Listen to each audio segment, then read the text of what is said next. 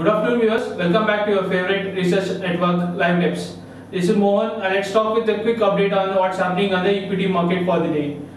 Today we saw some Nifty is totally a tight range band, range bound activity as we see just 10 to 15 points upside and downside.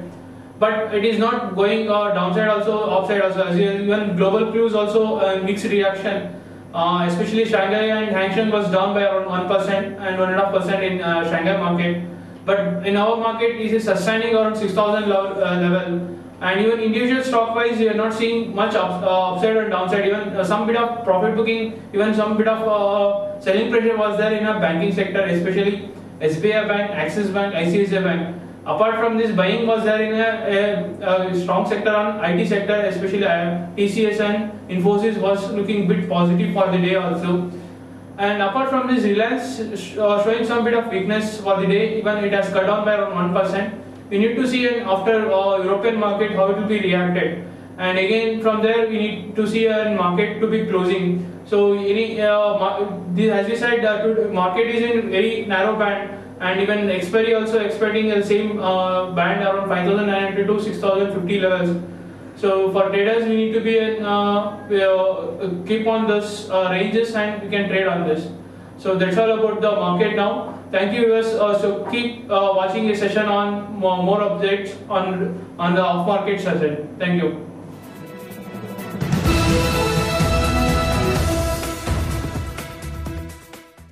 Good afternoon viewers, welcome back to your favorite research network live tips.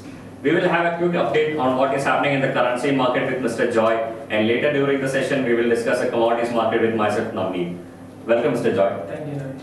So Joy, how is the US dollar trading today? Well, the dollar fell by the most in 2 weeks against the euro on concerns that a US report today will show home prices decline, backing the case for a Federal Reserve to keep interest rate near zero. The dollar weakened by 15 of its 16 major counterparts as economists surveyed by Bloomberg News said the S&P index of property values shows its first decline since January. So how much it declined against euro today? The US currency dropped 0.6 base day to 1.3240 per euro at 1:25 p.m. in Tokyo from 1.3165 in New York yesterday.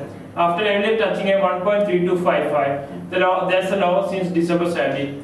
The dollar is poised for its sharpest daily decline since December 13th. Okay.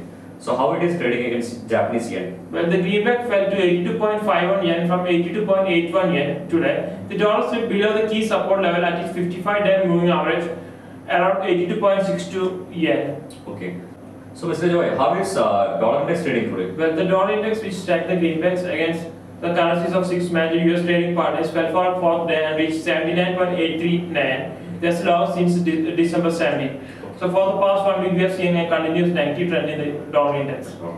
Okay. So how is Australian dollar reacting to the Chinese rate hike decision which came on Saturday? Well, the Australian dollar rose to a 6-week high on speculation that the China will succeed in curbing inflation, underpinning demand for higher yielding assets.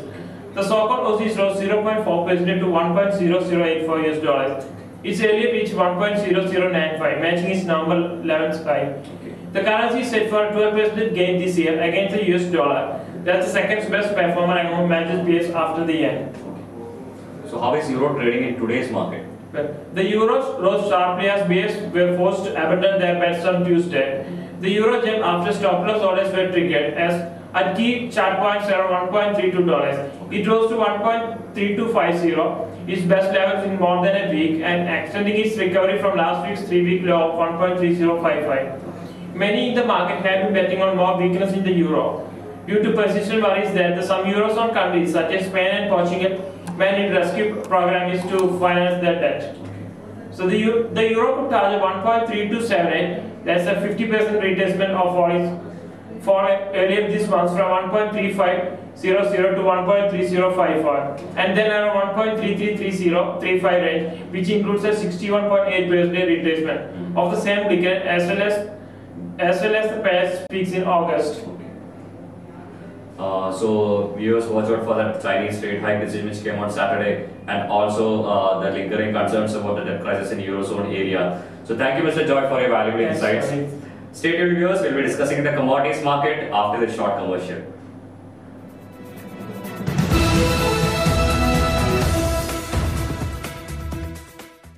Welcome back, viewers. We will discuss the commodities market with Mr. Navneet. Welcome, Mr. Navneet. Thank you. So, Mr. Navneet, how is the bullion market shaping us today in the Asian trading section? Gold gained for the third consecutive day on speculation that a weakening dollar may enhance the appeal for bullions as an alternative investment avenue. Gold for the immediate delivery rose by 0.6% to $1,391.95 an ounce. Gold for February delivery on the COMEX gained 0.6% to $1,391.60 an ounce.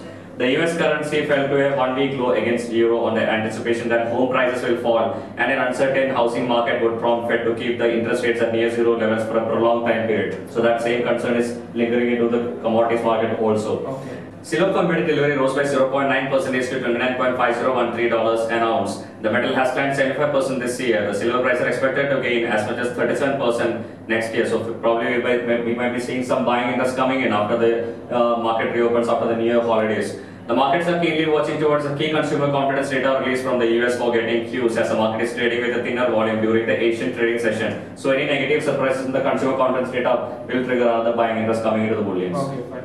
So what about the crude oil? How is the fundamental looking for the commodity? Crude oil is trading near the 2-year high levels on speculation of decline in stockpiles in US and the softening of US dollar against the major counterparts are also supporting the prices. Crude for February delivery was at $91.15 a barrel, up by 15 cents in electronic trading session on the New York Mercantile Exchange. During the yesterday's trading session, it touched the 91.88 levels, the highest level since October 7, 2008. Okay. The dollar index, which tracks a greenback against the currencies of 6 major US trading partners, was down for a fourth day, dropping to 0.4% from 79.90. That is the longest losing streak in the last 3 months, in fact. The increase in industrial production of Japan was also a supporting factor for crude, as Japan was the largest consumer of crude oil next to US and China. That is the third largest consumer for crude oil. Okay. The Japan State Ministry said today that the industrial production increased 1% in November, the first gain in 6 months, which exceeded the forecast of economists. So that was also came in as a very positive surprise for the market. Okay. US oil stockpiles are expected to decline by 3 million barrels from 340.7 million in the week ended December 24th, and gasoline stockpiles probably increased 1.9 million barrels last week. Supplies have fallen this month by 19 million barrels or 5.3%, the most since December 2006. So probably the market will be keenly watching the crude oil inventory that is expected to come on Thursday. Okay, fine. So what is happening in the base metal markets? How is the copper trading during the Asian cycle? Yeah. Copper prices gained as investors are seeking to hedge against the depreciating currencies, and speculation that demand will outpace supply also extended support for the commodity prices. Okay. Copper for March delivery on COMEX increased by 0.6% to $4.3075 a pound, breaching the previous high of $4.2985 during yesterday's trading session. It traded at $4.3030 a pound, up 29% this year, poised for a second annual increase. So that buying momentum is continuing in base metals. The greenback fell for the fourth day on the expectation of falling home prices. Remember, an unstable housing market will force Fed to keep lending rates at near zero levels. So probably we might be seeing some hot money flow coming into the commodities again because of this US dollar carry trade that is happening. Okay. Stockpiles of copper in Shanghai Futures Exchange warehouses fell 7,410 tons last week to 1,20,426 tons, the largest tonnage decrease since the week ended September 9, bolstering the demand outlook in China, the world's largest user. The International Copper Study Group is expecting a deficit of 4,35,000 tons in the refined metal next year, so that will be also acting as a very good fundamental supporting factor for the commodity prices. Okay, fine. So thanks, Ravi, for your updates. You're welcome. So that's all for now, viewers. So keep watching this section for more updates on the financial market during the evening sections. Till then, this is Joy and with me now is saying goodbye from Latitude Market Research.